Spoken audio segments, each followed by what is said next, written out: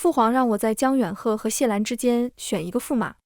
在我将要做出选择的时候，空中出现了一排牌字：小公主不要选谢兰啊，她有大抱负，成为驸马只会毁了她，无法入庙堂，也不能光明正大的和才女有灵魂碰撞。拜托也不要选江远鹤，小将军做了驸马跟雄鹰被斩掉翅膀有什么区别？我现在有些烦小公主了，一个没用的拖累，不如送她去和亲。我在原地茫然，无法指向任何一个人。这时又一排话出现：不要替江远鹤做选择好吗？他在边境练出一把子力气，就盼着给小公主服务呢，不让江远鹤入选的人是想毁了他吗？我的目光聚焦，落到跪在堂下的江远鹤身上，他的力气往我身上使。大家好，欢迎收看皮皮听书。父皇让我做选择。跪在底下的二人都静默无声，空气中的话语在互相反驳争吵。要是谢兰成了驸马，他以后都完蛋了，没办法施展抱负，也没办法跟红颜知己正大光明交流，落得郁郁而终的下场。好可惜，要是谢兰没当驸马，他跟叶咬知音相遇，琴瑟和谐，那该有多幸福。江远鹤在战场做小杀神不好吗？他回来凑什么热闹？被皇家夺权就老实了。江远鹤不乐意，其实不然，他把小公主小时候掉的手帕都洗得发白了。看看我们小将军吧，服务意识一流，而且有劲儿，他真实。不管黑的白的，都说成黄的是吧？江远鹤党消停会儿，江远鹤对他来说就是个陌生人。他什么时候能明白谢兰不想做驸马，也不喜欢他，他对谢兰的喜欢只会让谢兰厌烦。这句话像针尖一样扎进我的心里。我倾慕的人是谢兰，我的喜欢让他感到厌烦。空气中的争吵还在继续，我的目光落到那两个人身上。两个人虽跪着，脊背不弯，各自有一股气节。父皇从世家子弟中精挑细选出来的，他疼宠我，挑出人中龙凤来配我，无所谓被挑中的人愿不愿意。我也没有思索过，跟谢兰白头偕老是我从小认定的自然而然的事。可是空中的话让我迟疑了。想好了吗？我看向父皇，父皇的目光威严慈爱，我做什么都由他兜底，想选谁就选谁。我抬起手，顺从自己的心意，缓缓指向谢兰的方向。谢兰跪在地上，神魂却不在这里，面无表情，眼里是空无一物的冷漠，跟我记忆中温和明媚的谢兰完全不一样，是我没有见过的谢兰。手指只微微抬起一点，就因他的神情停住。我看向江远鹤，他似乎没想到我会突然看向他，面上沮丧不忿的表情没来得及收起，神情空白了一瞬，随后看向我的眼神越来越亮。我收回手，吐出一口气，转身小跑到父皇身边，对他附耳说话。父皇有些诧异，眉梢微挑，他对我颔首，对两人说：“你们先下去。”这5个字让谢兰眼眸轻颤，他抬眼看过来，与我对上视线，似乎有些不解。江远鹤出声：“陛下，公主的选择呢？”父皇冲他们挥手，圣旨会送到准驸马府上。怎么没公布啊？小公主选了谁？还没选择，就是都有可能。江远鹤的嘴角都要上天了。谢兰明明不想被选，为什么现在没被选还一脸凝重啊？应该在思索怎么让小公主不选他吧。他现在已经跟叶咬见过面，两个人都有了好感，被小公主横插一脚就太可惜了。横插一脚？我与谢兰一起长大，我跟她认识的更久，怎么还是我横插一脚？我垂下眼睛，趴到桌面，脑子里只有谢兰，读书的谢兰，舞剑的谢兰。她是皇兄的伴读，少年挺拔，芝兰玉树，站在皇兄身边也毫不逊色，见到我时总是笑着，给我带民间的小玩意儿。只有我有，皇兄都打趣我才是谢兰唯一惦记的人。我站起来，跑向皇兄的寝殿，求他给我打掩护，我要出宫找谢兰。现在天色将暗，皇兄磨不过我，给了我令牌，让他的暗卫随身保护，才放我出宫。小公主要跑空了，谢兰根本不在家。她一出宫就遇见叶咬，两个人去临水亭赏画去了，这会儿正郎情妾意，舍不得分开。小公主是不是看出来谢兰不想做她的驸马，所以才没有直接选？看不看得出来不重要，她愿不愿意放过谢兰才是问题。像他们公主要什么有什么，娇惯的脾气，怎么会受得了心上人不要他？明知道对方有心上人还硬要成亲，那他有些贱了，活该后半生被谢兰冷暴力。那些话钻进我的脑子里，充满了幸灾乐祸与恶意。如果我想要和谢兰在一起，那我就是不可饶恕的坏人。我堵着一口气，让暗卫带我去临水亭。这些莫名其妙的话我根本不信。谢兰不想做我的驸马，她有了心上人。这些话我都要听她亲口说。只要她说她不想娶我，我就不纠缠。询问她的勇气，在看到她与一个姑娘并肩而立时消散。那个姑娘在她的鼻尖点了一点墨字，谢兰微微一愣，无奈地笑起来，耳尖红得彻底。有些话不问也知道了。小情侣好甜。谢兰跟叶瑶在一起，可比和小公主在一起自在多了，还要顾及皇权，两个人根本不平等。谢兰没有抗拒被选也是皇权压迫，可怜人没办法掌控自己的婚姻，难怪她怨恨小公主。谢兰对我有怨。正值暑天，我的手指都在发凉。亭子里的人好像感应到我的视线。谢兰看到了我，她脸上的笑意顷刻间收起，擦掉鼻尖湿润的墨水，向我走来。胡风吹起她的衣袂，她向我行礼，参见公主。她是谁？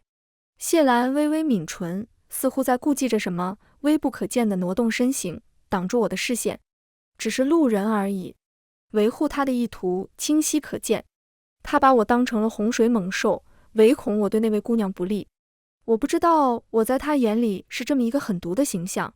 心头被密密麻麻的扎痛，我攥紧了手心，僵硬地挺直腰，佯装无事对她开口，是吗？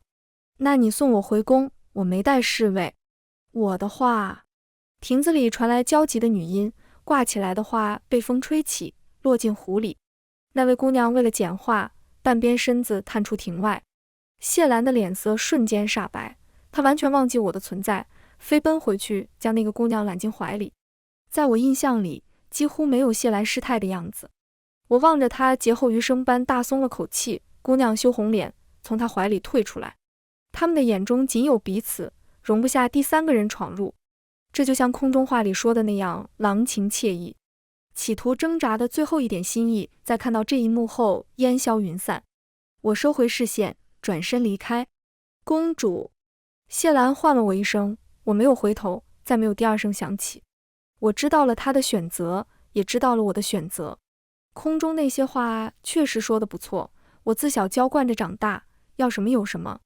这世间好男儿又不止谢兰一个，何必死缠烂打，自取其辱？只是胸口稚涩，太过难挨。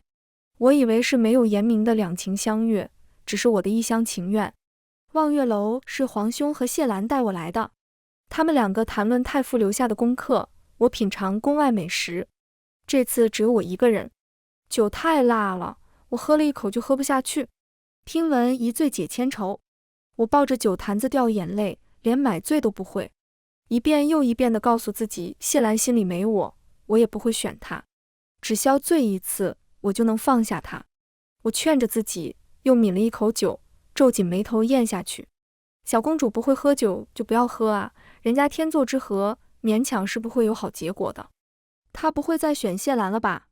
看看我们小将军啊，他出宫跑了10圈教场，嘴角硬是降不下来，还以为公主看上他了。不一定。公主的性子说不准要对谢兰强制爱，管她甜瓜苦瓜，摘下来就是她的瓜。他们凭什么这么揣测我？我才不选谢兰！我没忍住呛了出来。空气中的话停了停，随后滚动得更乱。他能看见弹幕？喝醉了吧？说胡话呢吧？暗卫只负责安全，主子的决定都不会闪手。难道小公主要在宫外过夜？江远鹤被他士兵拉来这里吃饭了，怎么让江远鹤看见小公主？急！江远鹤跟我有什么关系？为什么要让他看见我？我不耐烦地闭上眼，不再去看他们说的话。门突然被敲响，我没有理会。敲门声停了一下，又响起来。我砸了一个酒杯过去，吵什么？酒杯碎裂，门被推开。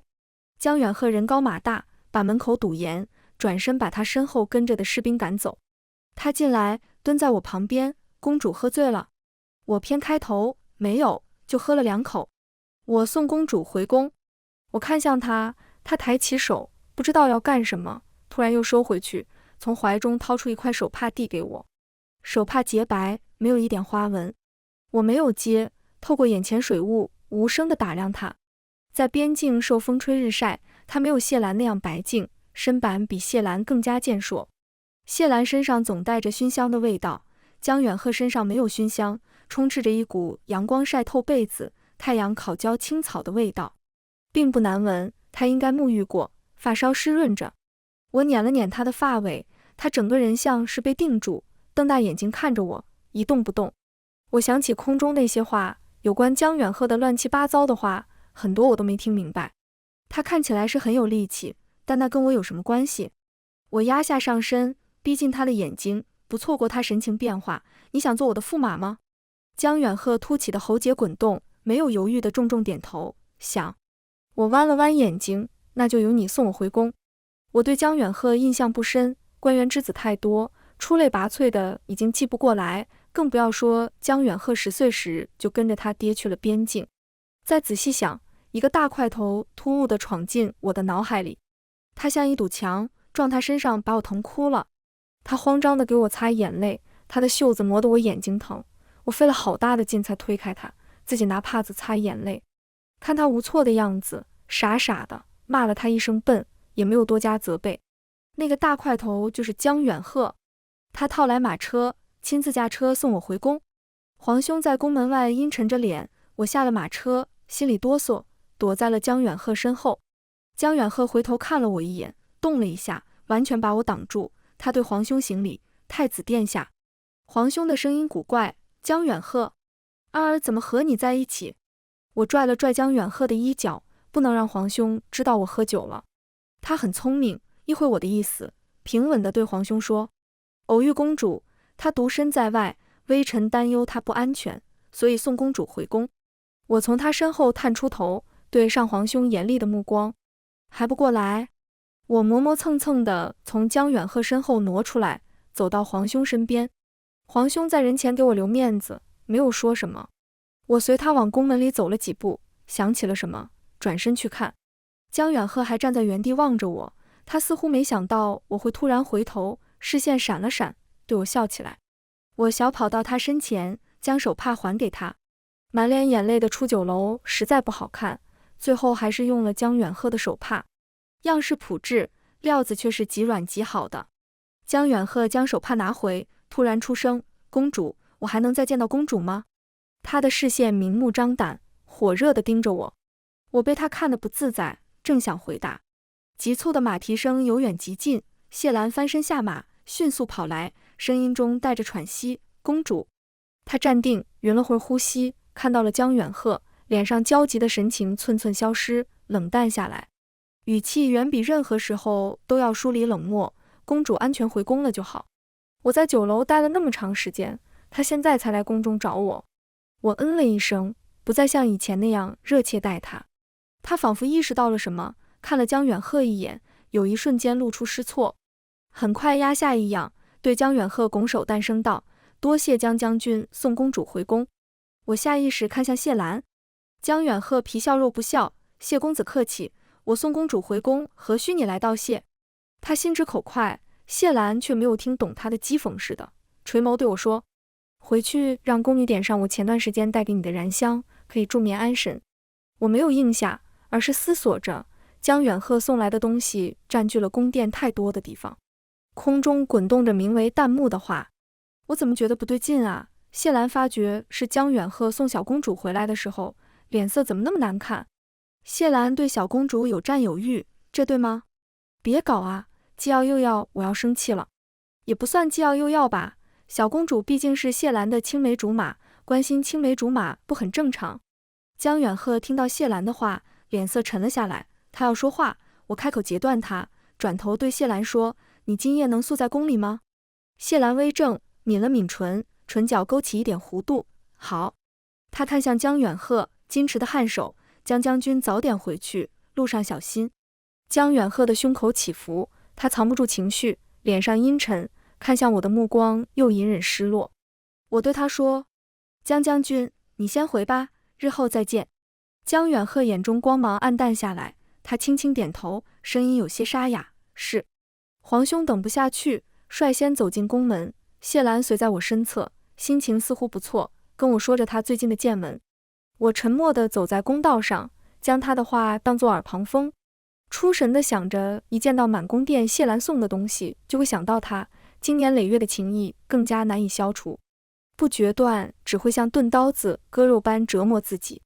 今夜就把谢兰送的东西统统还给他。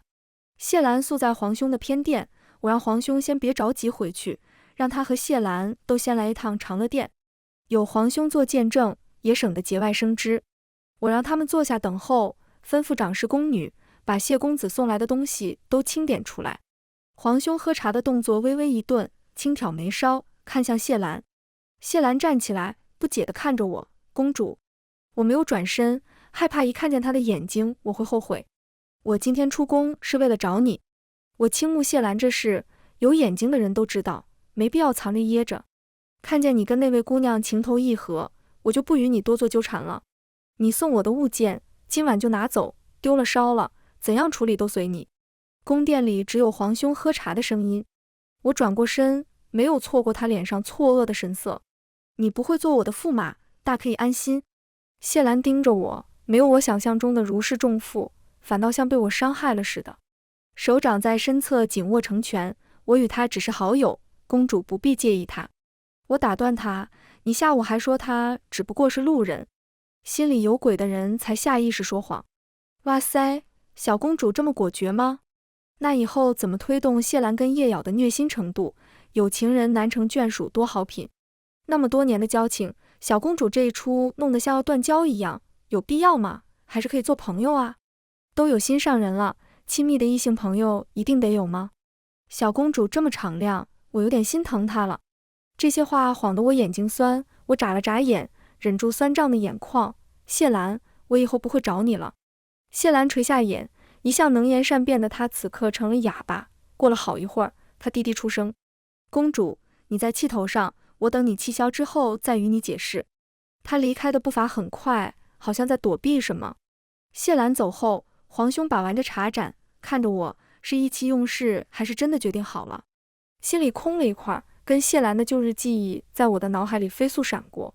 我吐出一口气，皇兄，我想好了。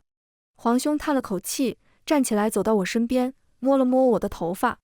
谢兰也不怎么样，改日皇兄给你挑17、8个俊美少年。我破涕为笑，皇兄含笑看着我，捏了捏我的脸。二儿长大了，早些睡，后2日姑母在兰苑设赏花宴，二儿养好气色，会是最好看的姑娘。赏花宴，我早早的想好，那会是我和谢兰定亲后第一次在人前露面，光明正大的展示我与她的关系。现在不用了，我要听皇兄的话，吃好喝好，准备在赏花宴上相中17、8个面首。宫殿里有关谢兰的东西都清理掉了，工人从库房拿出新的用具。我刻意不去想谢兰，一天下来，我读完了2本书，写了半本字帖，不去喜欢谢兰的日子也没有那么难过。休整2天，我都在长乐殿未出，没有见谢兰，倒是工人一波一波地带进来江远鹤送来的东西：珍珠、宝剑、棋盘，还有一只蓝眼睛的猫。不是特意送我喜好的东西，像是手边有什么稀奇东西一股脑的送进来。我拨弄着白玉棋，2指夹着白子在棋盘落下。皇兄在对面问我：江远鹤对你很是上心。我点了点头。二儿觉得他如何？我想了一下，短短2面，我不了解江远鹤，似未被那些莫名其妙的话带着走。他劲儿很大。皇兄好像被呛到，他眼唇咳了2声，看我的眼神很是怪异。难得还有皇兄语塞的时候。他摇了摇头：傻丫头。皇兄落下黑子，江家这些年在边境威望极高，父皇需要把他们家牢牢握在手里。不论江远鹤此番举动是真情还是假意，都是江家向父皇献上忠心。我顿了顿，所以皇兄也希望我选江远鹤。皇兄吃了我一子，你已经放弃谢兰，江远鹤是最佳人选。我垂下眼睛，空盯着棋局。皇兄的想法大概也是父皇的想法，他们想用我的婚约牵扯江家，也想让我有选择的机会，所以谢兰和江远鹤一起被按到棋局里。我捏了2枚棋子落到棋盘上，知道了。皇兄收手，看着我叹了口气，皇兄本可以不与你说这些，但见你有魄力放下谢兰，也该知晓更多的事情。我点了点头，皇兄放心，我会去接触江远鹤。既然决定不再对谢兰上心，将目光放在另一个人身上也没什么问题。对象是江远鹤的话，我不讨厌他，还能替父皇兄分忧，何乐而不为？我对皇兄笑了笑，明日赏花宴，江远鹤也会去吧？皇兄既欣慰又似心疼，他让工人给我送来一件华裳，衣料轻薄，宛如云雾，极美的衣服。这时空中的话又吵起来，小公主也身不由己啊，她没有强迫谢兰，爱而不得还要去接近不喜欢的人，挺可怜的。她当公主舒服了那么多年，哪里可怜了？婚事可以自己选择，嫁给江远鹤委屈她了吗？江远鹤是备胎才可怜。江远鹤一点也不觉得自己可怜好吧，他已经换了10几套衣服，就等着明天见小公主了。叶瑶明天也会去，按照小公主现在的表现来说，她应该不会再为难叶瑶，小情侣可以和和美美了。照那些话来说，江远鹤很在意我。在赏花宴上出现时，众多目光都落在我身上。我给皇姑母请安之后落座，有几道目光仍旧没有收回。我扫视过去，江远鹤今天穿着金纹滚边玄衣，极为修身，他对上我的视线，微微勾唇，而我的目光则被空中的话吸引。好大，小埋，小公主是不是也盯着看了会儿？没白费江远鹤挑了那么久的衣服。我的视线飘了飘，从江远鹤胸膛挪走，微微低头，耳垂有些发烫。盯着人看，太无礼了。对面有人惊呼，谢兰的酒杯倒了，她的侍从急忙俯身擦拭，免得酒水沾湿谢兰的衣袖。她恍若未觉，定定地看着我。小公主今天确实很好看呢。再好看，谢兰也不该这么盯着。叶瑶这2天给谢兰的邀请和信件都没有回应，今天好不容易见到人了，谢兰还一直看着别人。那也不关小公主的事，叶瑶那么看着小公主干嘛？那日跟谢兰在临水亭赏花的姑娘正望着我，在我看过去后，她淡淡的收回视线。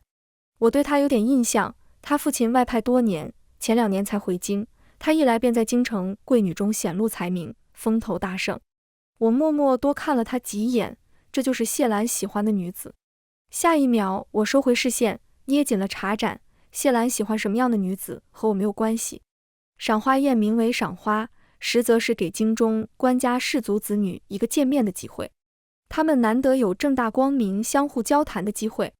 皇姑母没在宴会上待多久，就起身离开，将地方都留给年轻人。我的身份压人一等，在这里待着他们也不自在，索性带着侍女去别处散步。长公主府的花园设计精巧，我对这里无比熟悉，但每一次来都会驻足欣赏不同的花景。来这儿特意挑了一个幽静的地方，想到皇兄的嘱咐，让侍女去叫江远鹤过来。池塘边缀着金灿灿的花，我过去摘了一朵，身边有人快速经过，遗落了一本书在我的脚边。我看了地面一眼，他已经走远。那人穿着侍女服饰，身形普通，风把地面的书吹翻几页，耳边传来嘈杂的声音。一群公子小姐乌泱泱地走过来。我呐喊这里偏僻，为何突然这么多人来？就见谢兰脸色一变，快步走来，将地上的书藏进袖中，压低声音，似有无可奈何的怒火。你躲在此处看什么东西？我奇怪她的情绪，方才有个侍女。叶瑶的脸色微红，她似乎也看见了那本书，欲言又止。身为公主，应是女子表率，在这里偷看污秽浊物，岂不是？我冷下脸来，本宫不知看了什么污秽浊物，让叶小姐教导本宫。书中画色彩明亮，风吹动书页，还未来得及看明白书中人在做什么，他们2人就一起上来教训我。公主敢做不敢当，这浊物难道是假的吗？叶瑶被我说的来了气性一般，猛然从谢兰袖中抽出那本书，随意翻开一页。我看清图上内容，顿了顿，他们在做什么？叶瑶被我问得一愣，不知如何回答。空中的话变得密集，妙了，一拳打在棉花上。第一时间脸红的人都好好想想自己都看过什么好东西。显而易见，小公主没看懂。谢兰再去抢书，为时已晚，人群哗然，看向我的视线戏谑又怪异。太傅与皇兄看得紧，从不让我看杂书，殿中书籍都陈列在侧，杂书不能轻易运进宫。那书显然不是什么好东西。叶瑶的脸涨红，公主自己的东西，还问我画了什么？她听不懂人话一般。本宫方才说了，有一侍女遗落此书，匆匆走远。什么侍女敢见到公主不行礼就匆匆离开，丢下这种书籍，公主也毫无反应。其余人不敢多看我，但微妙的神情已经表明他们认为叶瑶说的对，胸口却仿佛凝滞了一团棉花，让这股气不上不下，如鲠在喉。好脾气一点就让人骑到头上来。这时候要是再不知道我被人设计，这些年就白跟在皇兄身边了。谢兰兀地出声，这是我的东西，叶姑娘莫要误会公主。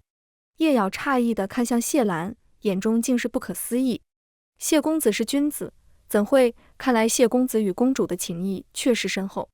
他看向谢兰的目光中已经带上失望，我也不可思议地看着他。谢兰避开他的眼神，转而看向我，眉眼中显露出皮色。公主，我送你回宫。谢兰看似念及旧情帮我遮掩，实际上她认同了叶瑶的说法。他们一唱一和，已经认定这是我的书，本就不是我的东西，我还要感谢他的牺牲吗？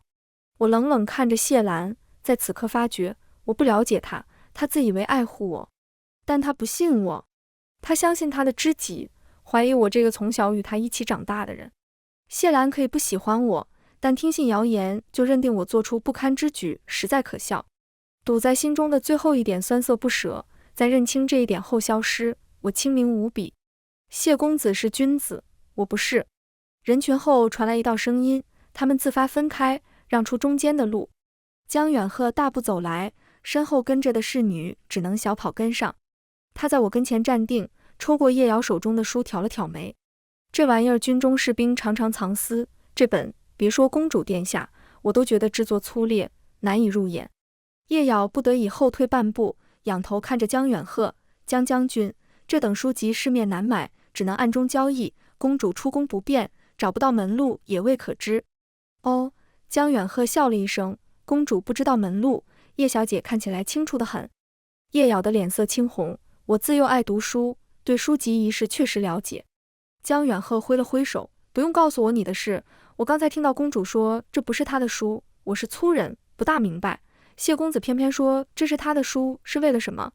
不过想来谢公子有他君子的考量，我一介武夫，想不到那么多，追查个侍女还是做得到的。他对着众人咧嘴笑了笑，没有一点和气，只是军中人的手段就没有那么温和了。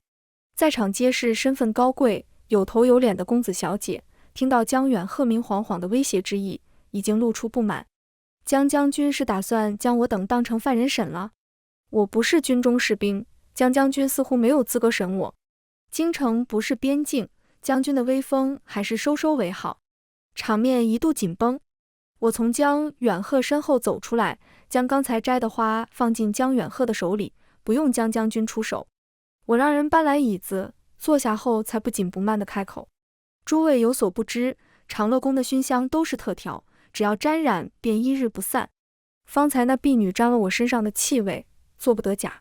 既然叶小姐不相信有这个婢女的存在，不如就禀明长公主，让她召集侍女，一查便知。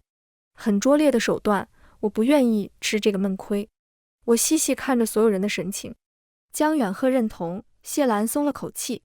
有人烦躁，有人无所谓，还有人慌了神。叶小姐觉得呢？我询问叶瑶，她眨了眨眼，嘴唇蠕动两下，这是否过于劳师动众，扰了长公主休息？我抬起手搭在椅子扶手上，似笑非笑地看着她。那叶小姐的意思是，本宫声誉被毁只是件小事？叶瑶咬唇，我有点好奇了，谢兰在她面前是否会谈及我，又是怎样谈及我，才会让叶瑶认为我是个忍气吞声的人？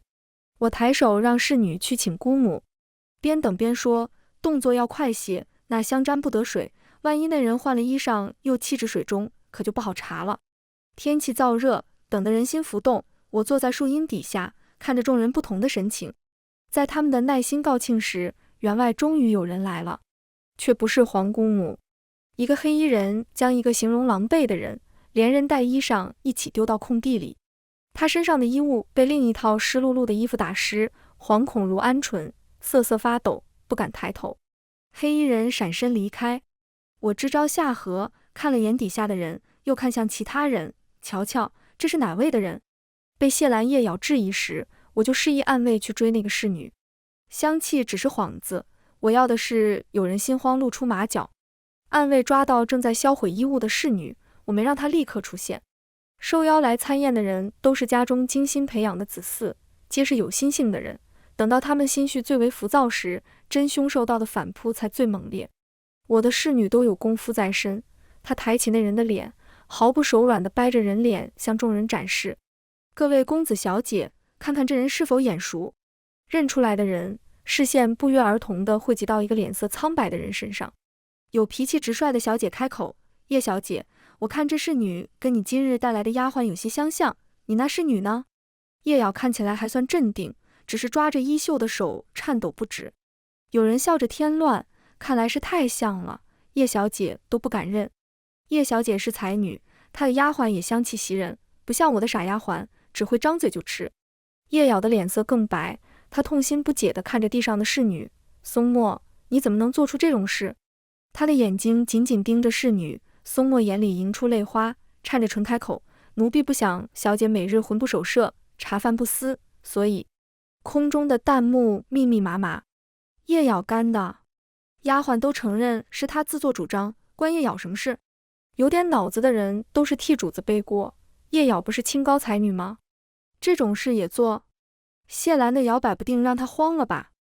在她和谢兰成知己之前，她不就知道谢兰是准驸马吗？现在才慌，大概是谢兰总说小公主天真柔顺的缘故吧。柔顺的人谁都能欺负一把，天真算是可爱之处。但在宴席角落偷看小黄书还不承认，天真这一点就褪色了。叶瑶企图在谢兰面前削减小公主的魅力。我挑了挑眉，本宫的存在令你家小姐茶饭不思？本宫怎么不知道跟你家小姐有什么过节？松墨下意识看向谢兰的方向，极快地收回，但还是被人捕捉。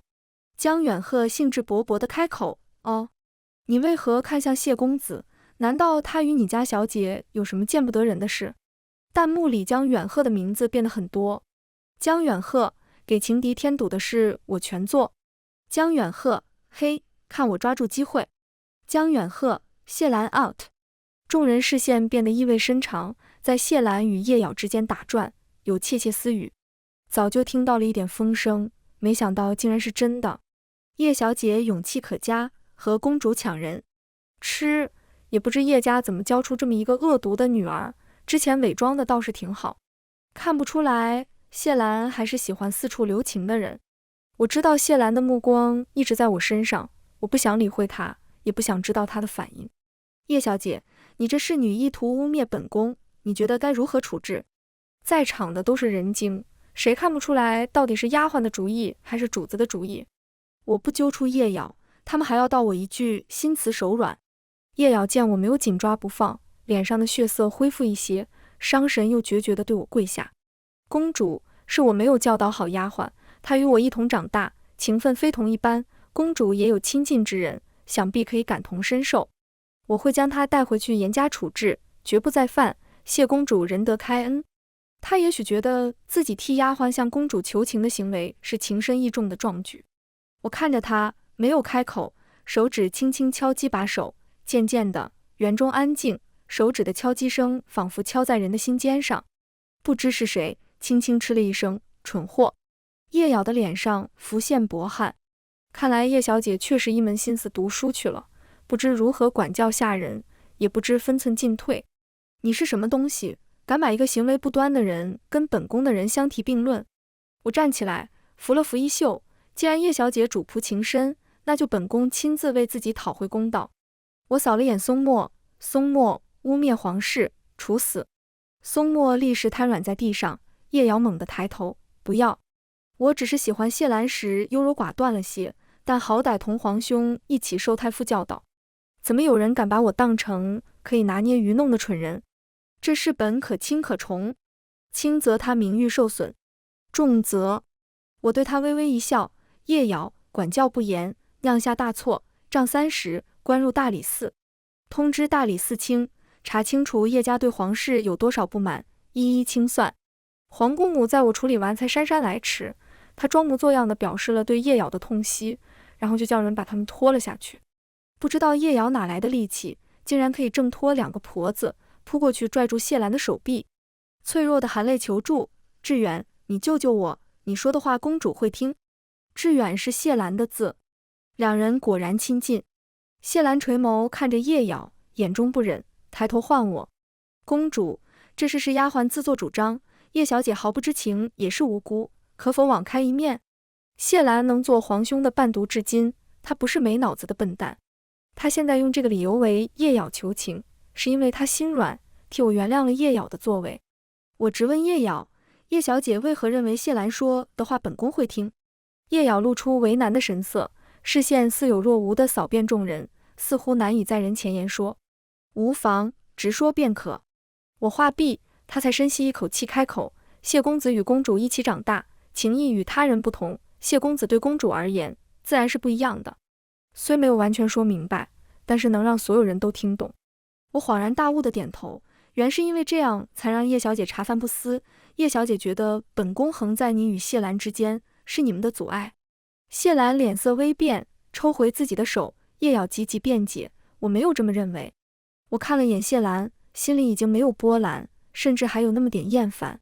我笑了笑：叶小姐不必担心，你们尽管相谈相交，我与谢兰虽有玩伴之意，但总归长大了，各自嫁娶人之常情。谢兰不由向我迈来一步，迫切地想要打断我的话：公主，为时已晚。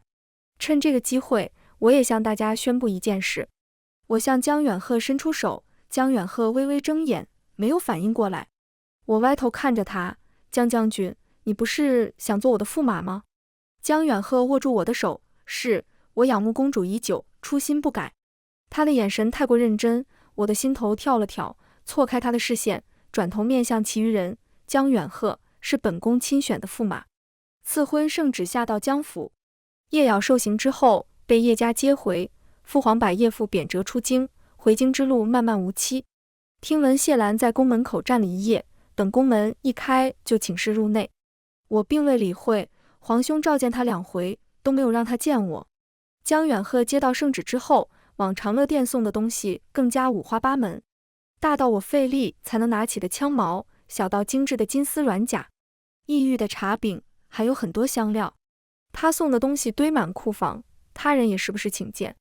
念及以后要与他长久相处，他也有可取之处。我与他出去游玩过几次，他带我到了营地，士兵对他恭敬崇拜，我也看见他舞刀弄剑时神采飞扬的模样。这样一个人成了驸马，他自己不觉得可惜吗？从营地出来后，我与他去望月楼，等饭食时，我试探他：江将军要是成了驸马，难有上阵杀敌的机会，只能与我整日相对，不会遗憾吗？没成想他的笑意越来越大，那真是再好不过了。跟小公主朝夕相对，爽死他了。不是，我还是觉得江远鹤做驸马很可惜。小公主被谢兰搞怕了吧？担心江远鹤也嫌弃她。其实不然，我认为小公主只是在试探江远鹤的心思，真心有真心的应对办法，假意有假意的应对办法。离开谢兰，小公主的智商都占领高地了，处置叶瑶那么利落，谁还把她当傻白甜？弹幕有些遮掩，我按了按眉心，听到江远鹤说：公主千万不要把我跟谢兰混为一谈，我不是她，做不了取舍。我的目的一直很明确。我看向他，他从怀中掏出一方手帕，看起来是旧物，已经被洗得发白。江远鹤无比珍惜地抹挲几下，声音柔和起来：公主兴许不记得，我初入太学受人冷落，在我郁郁之际撞见公主。公主当时心情也不好，可边落泪边安慰我，即便愚笨也要努力向学。我捏着手指想了想，怎么跟我记得的有点出入。我会心情不好的掉眼泪，就是因为她身板太硬，撞酸了鼻子。我安慰她什么了？我不是骂了她笨，让她跟别人学学眼力见吗？见她沉浸在回忆里，打碎她的梦未免残酷，还是让她这么误会下去吧。我解下腰间手帕，将她手中的那条发白手绢换过来。交换贴身之物已是男女之间亲密过界的行为。江远鹤握紧新手帕，眼里盛满欢喜：公主，公主不必忧虑，我会留恋权势。我随父亲上边境，习武练兵杀敌，从不懈怠，一为入公主的眼，二为获得公主青睐，三为成为驸马。我跟谢兰不一样，她有抱负和红颜知己，我只要公主。她一顿话不顾我的死活，把我说得面红耳赤。我给她倒了盏酒，喝点，润润嗓子。谢兰是个含蓄的人，江远鹤是个不知含蓄二字怎么写的人。面对这样的人，我有些不会招架，现在空中的话更让我热度不消。哎，这是什么？谢兰，踩一下。拉踩谢兰对我江远鹤来说简直轻而易举。公主我要，公主我也要，公主我还要。我忍不住扶额，在江远鹤喝了酒后，又给他倒满，劝他喝下去。本想灌醉他，却没想到他越喝越精神。我又让小二搬来一坛酒，兀地听到咚的一声闷响，江远鹤趴在桌上，醉晕过去。我打量着他，判断他是不是装的，尚未思索出结论，门口传来敲门声，我以为是小二，便让人进来。在脚步声于门口响起的一刹那，我意识到来人不是小二。我偏头看过去，谢兰轻缓地走进来，沉郁的气息化不开一般笼罩在他的身侧。他对着我呢喃：“公主，我们已经到不相往来的地步了吗？”我没有阻挡他的青云路，他要是想要跟叶家求亲，我也不阻拦。他与我也没有什么非要探讨的东西。你有什么话要跟我说？谢兰扫了沉睡的江远鹤一眼，走来坐到我的对面，一副与我促膝长谈的架势。乐安，你不喜欢江将军，不是吗？我也看了眼江远鹤，他的心意赤诚，或许有触动，但谈不上喜欢。我未答，谢兰又说：“你真能决心与他过一辈子，不后悔？”我转着酒杯，父皇让我在你和他之间选驸马时，你在想什么？我选了你，你会不会后悔？谢兰露出一抹苦涩的笑，你都看出来了，所以才没有选我，对吗？我不置可否。他接着说，那时我以为我会因为成为驸马而放弃许多，心中不平，对你确实有怨，甚至暗中后悔，不该对你那么好，让你生出情愫。可我放下酒杯打断他，没什么可是，现在这样皆大欢喜。不，谢兰摇头，我曾经以为我是畏惧皇权，所以将怨念牵扯到你身上，默许叶咬的靠近，冷淡你的选择，以此来凸显我的抗拒。现在我发现我是错的，我愿意成为驸马待选，是因为心中有你，早在江远鹤送你回宫时，我就该承认。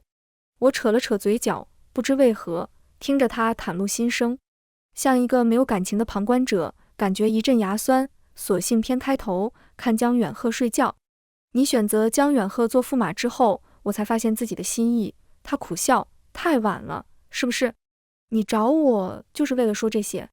说完了吗？谢兰似乎没料到我会是这个反应，怔了怔。你想要什么样的回答？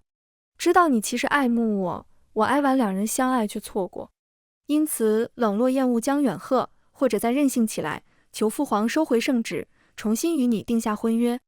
我疑惑，谢兰，在你眼里我究竟是什么样子的？是会为了你而针对其他人的仗势欺人的恶人，是心性不定，容易左右的弱者，还是拿不起放不下，冲动不顾后果的蠢人？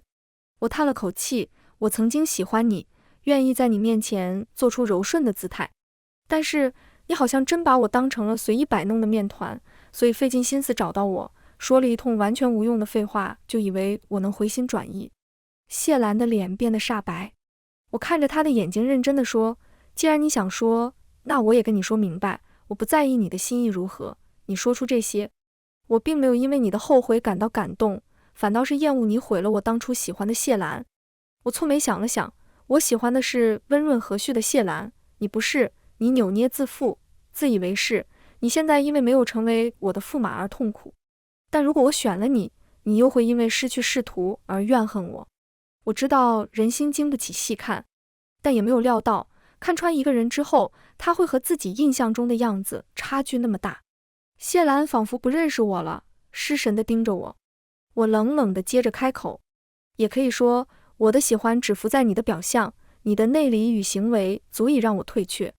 如果这个样子的你是真实的你，那我从来没有喜欢过真正的你，我们的错过并不遗憾。弹幕纷纷划过，不仅要离开他，还认真的分析否认掉了对他的喜欢。谢兰要碎掉了，嘴真毒啊！小公主平常千万别舔嘴巴。说的也没错，当断则断，我很喜欢小公主的这一点。哪有人会一直在原地等你呢？谢兰的眼眶红了一圈，她闭上眼，长舒一口气，睁开微微湿润的眸子望向我。我只是想做挽留，没想到你的真心话是这样的，公主长大了。我微微摇头，我一直是这个样子。他震惊于我的选择，皇兄却不奇怪，转而跟我分析利弊。